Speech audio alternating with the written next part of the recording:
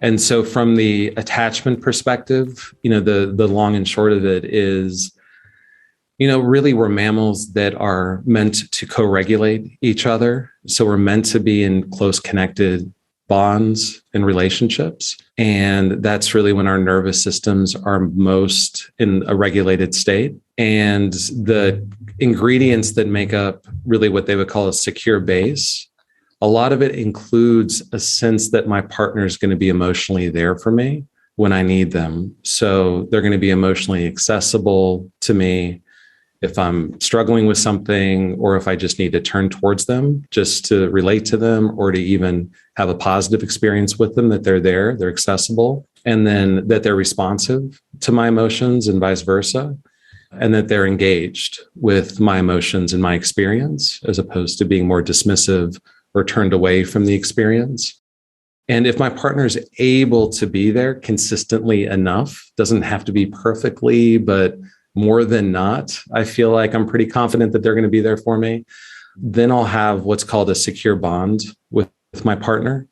So I'll be able to make bids for connection to them. I'll be able to trust that they'll turn towards my bids instead of away from my bids. And a bid might be as something as simple as, how was your day today?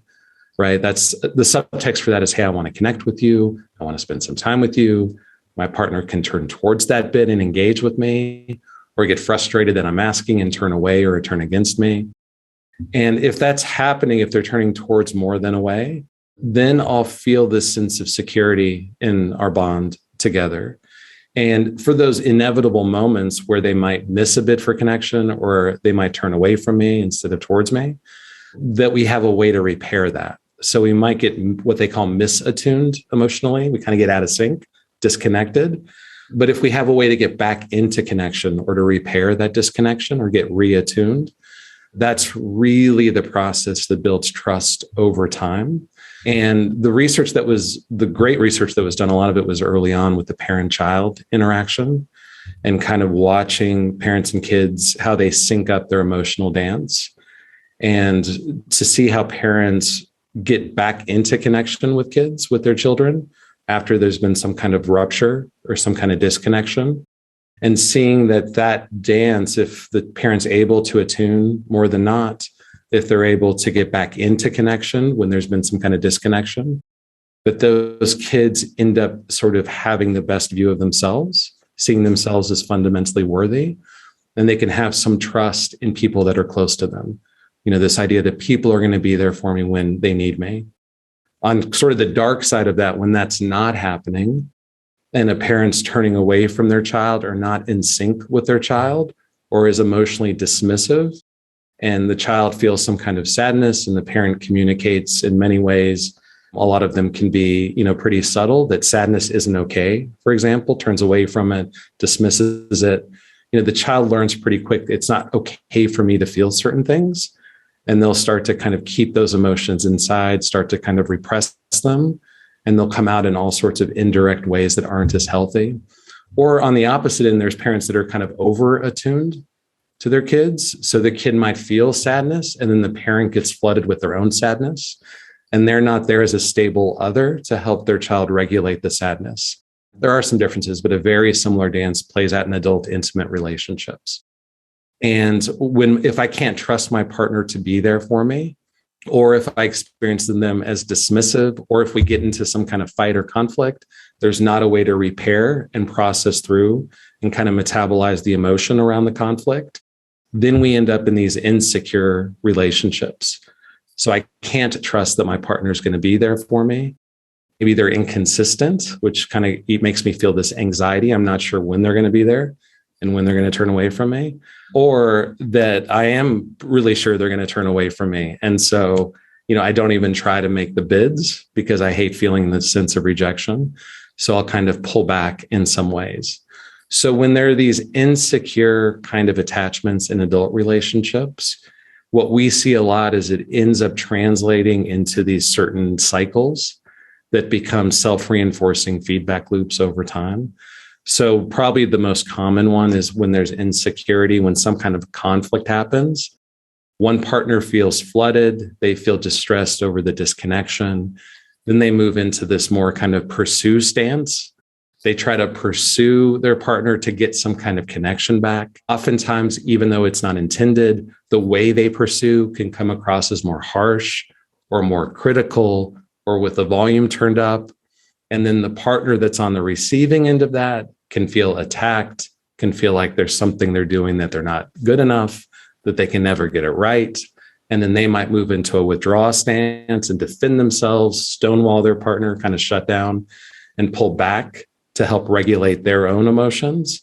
And that more the person pulls back, the more it communicates to the pursuer that they don't matter, that they're not cared about, which makes them even more flooded, which makes them pursue more, which makes the withdrawer withdraw more.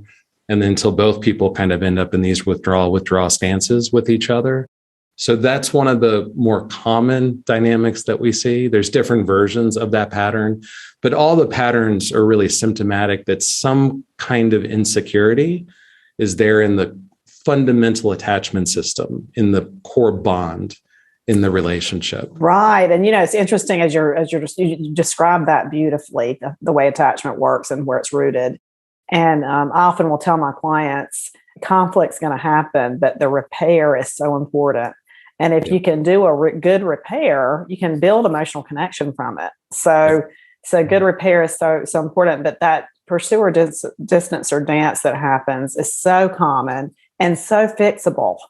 If both parties are willing to work on it and take some ownership and see each other's perspective, it is fixable. So, but I think what often will happen when you're talking, and I want to make sure the listeners are probably or may not be familiar with the attachment theory. And so when you're talking about insecure connection, you're talking about it from a systemic kind of perspective where there has been some attachment injury in the childhood that has manifested in adult life and this more pursuer distance or kind of dynamic that's happening.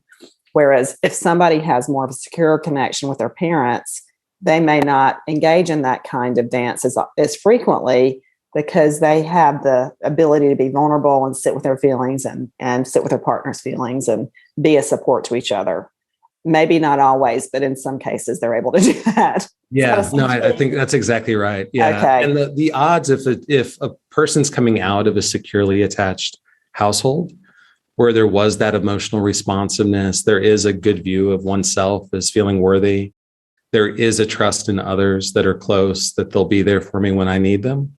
The odds of them being able to create a secure base, a secure type of dynamic in an adult relationship is a lot higher.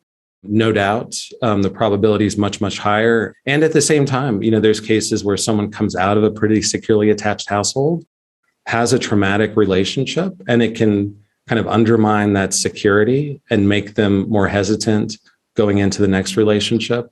So there is some kind of predictive power in the attachment staying somewhat consistent through time, but there's lots of variables that can shift it in many directions. And in the other end, people that come out of insecurely attached relationships as kids can also learn how to move into more securely attached relationships as adults. But you said something really important there around, that if there is an insecurely attached relationship, that sense of both people being committed to making it better is huge.